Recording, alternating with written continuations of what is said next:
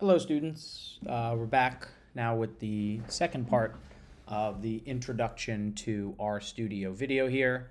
When we last left off, we had been using this files window or files tab in the utility pane to navigate.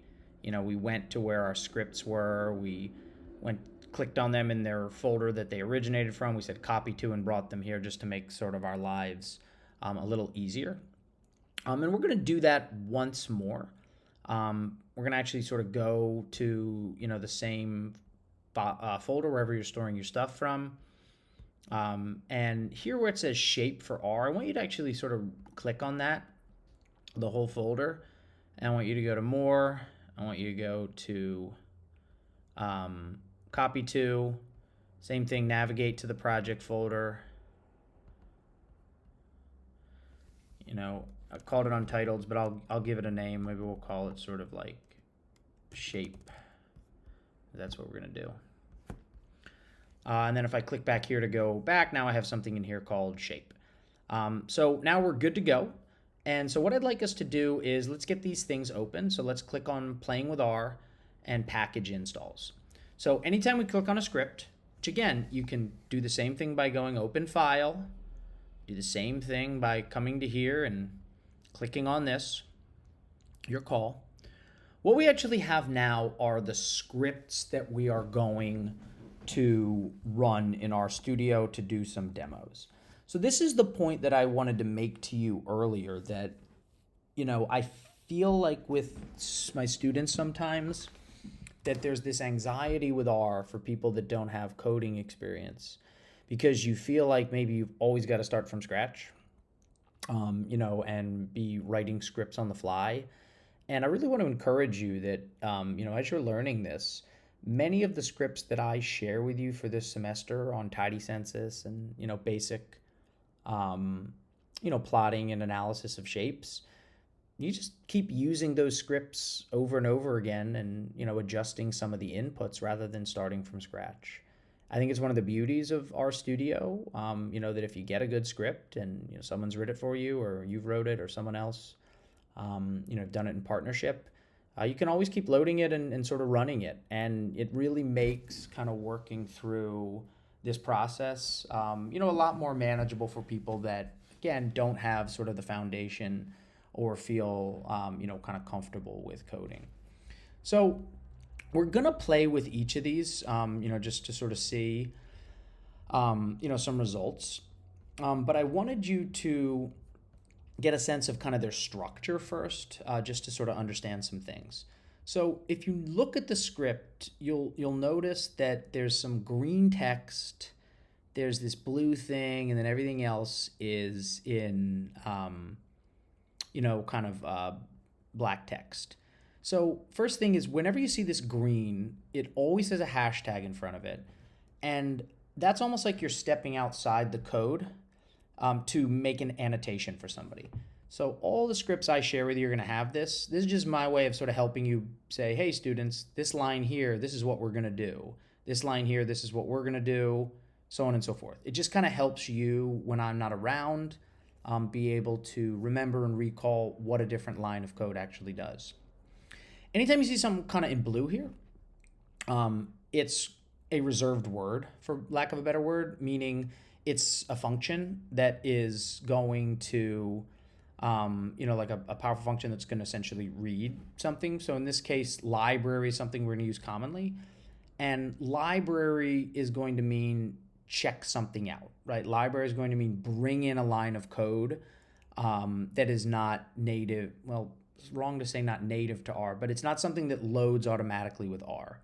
So in this instance, we're going to do something or use a package of code called ggplot that's going to allow us to sort of visualize and create quick scatter plots.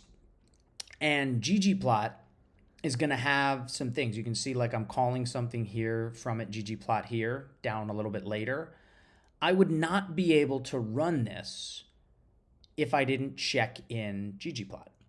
And that's going to be something really, really critical that anytime you open a script, if it's got library at the top, or if you haven't, but it's going to be running a, a package like ggplot or SF that we'll look at later, you have to run the library code every time you open a script, every time you open a session. When you close this session, it's gone from memory. ggplot still exists on your computer, but you've got to check it back in.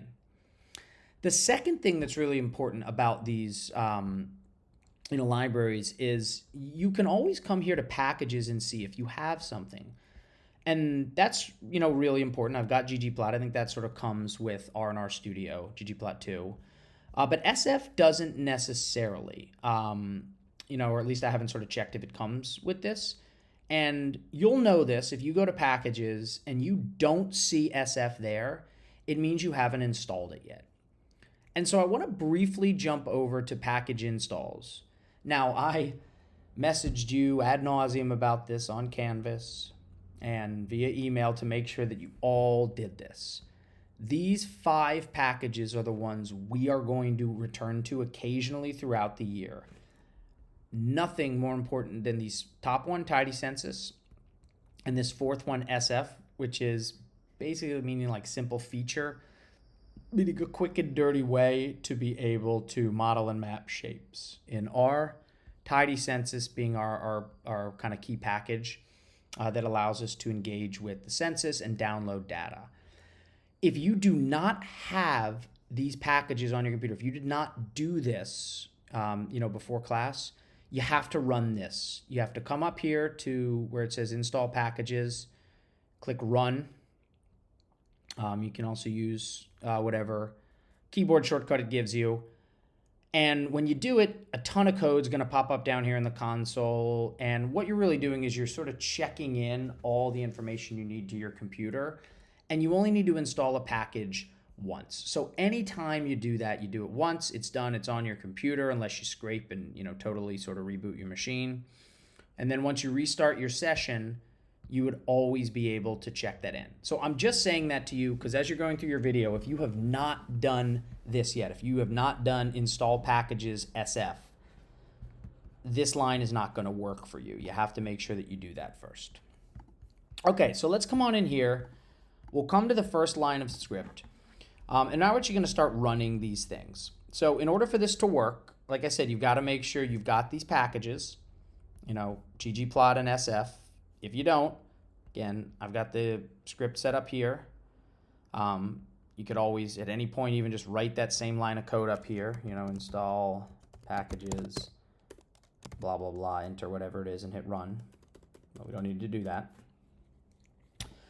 So you got to have that.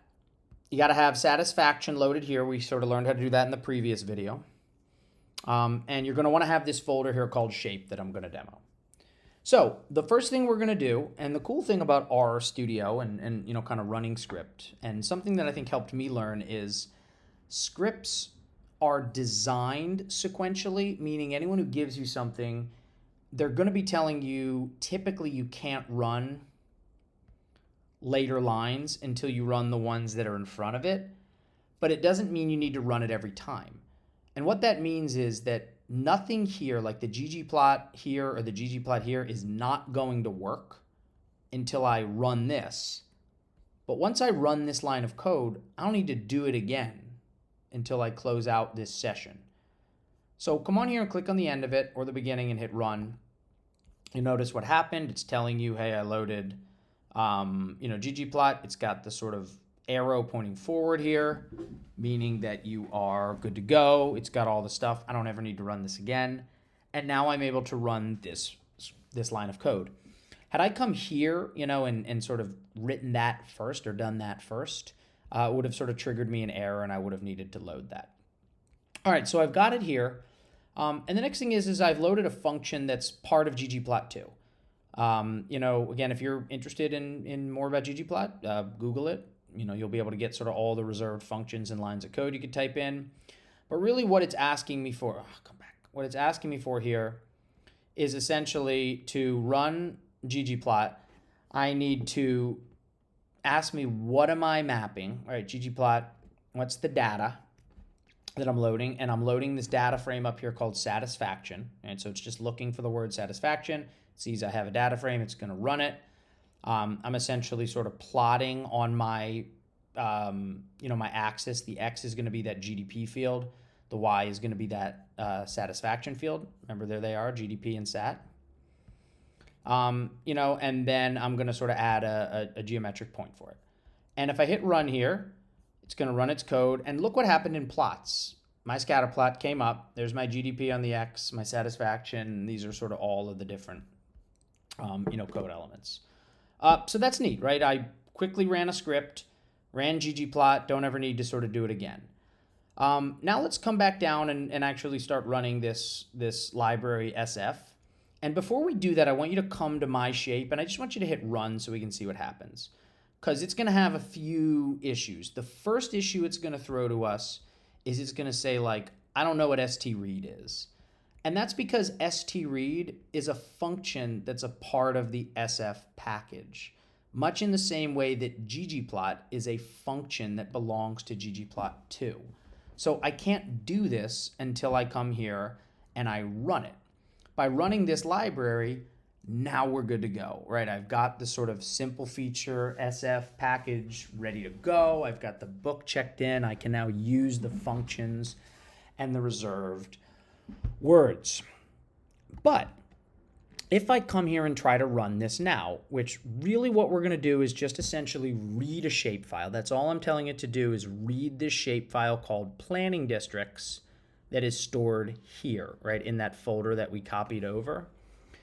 It's still going to trigger an issue. It's going to say, I can't open the planning district shapefile. The file doesn't seem to exist. Well, what the heck, RStudio? It clearly exists. I can see it here. I've done this, though, to demonstrate a function and feature of a R project that makes it so efficient and helpful, but requires you really understand it to leverage it. When I say that working in a project creates that folder as a root directory, what I essentially mean by that, and I'm sort of scrolling up in my console here so you can kind of see where it says load. It means that the R project, that folder, August 29th, it's almost like my computer has already typed out that file path. So what this is trying to do here, it's trying to say, I don't even need to type it in. It's like stread, and it's already doing the work to know that it's at my desktop, and it's in something called R projects, and it's in a subfolder called August 29th demo. And only then is it looking for something called planning districts.shape. So it looks like I'm just typing planning district shape, but this is how it's interpreting it, right? It knows because I'm in a project and that project's root directory is the August 29th folder, that's what it's reading. So that's the problem here, right? That there isn't actually anything in here called, planning districts.shp. But there is a folder called shape that has it in it. So what if I did this instead? What if I said shape \that and hit run? And now we're good to go. It read it. It brought a new data object up here called my shape, which I could click on and see. I've got a series of planning districts in Philadelphia with some fields and a geometry field that we're going to leverage in a second. So notice what I'm meaning by this is that when you load folders in here, if you want to read from those folders, if there's something in there, you just essentially have to type the folder's name and this sort of slash before, the name of your file that you're trying to read. That's kind of the whole purpose and the reason that I wanted to show you that. So that would bring us to our last sort of point here. I just wanted to kind of show you, what we did. We read a shapefile, something we were learning in class that is, the typical geometric kind of coding, for a vector object that we look at in ArcGIS Pro. I've loaded it here. It's one of my data frames. I gave it the name my shape. And this is something we're going to talk about a little bit more in our second class when we review tidycensus. But by putting this sort of like little arrow, with a line, I'm saying I'm creating a new object called my shape, And that new object is going to be equal to me reading the shapefile. So essentially I've taken a shapefile and I've loaded it into my workspace pane up here, and I've named it my shape. And that allows me then to take ggplot. I'm going to plot my shape, right? And I'm going to sort of say it's a simple feature geometry. It's not a point geometry anymore. It's a simple feature. And now if I run it, bling, blada, boom, and I go to plots, holy goodness, I've plotted sort of my planning districts for Philadelphia. So again, we won't really touch base too much with this sort of simple features, package to do more complex GIS processes till later in the semester. We'll largely be using it, starting next week to essentially help us export shapefiles that we get from tidycensus. But I'm doing it here just so that you have kind of a handle on the process and how we were able to read a shapefile here and eventually sort of plot it. So this concludes kind of the basic intro to RStudio, how to run those two basic scripts we did on August 29th. And all of this will build out in greater detail next week when we start looking at the tidycensus package.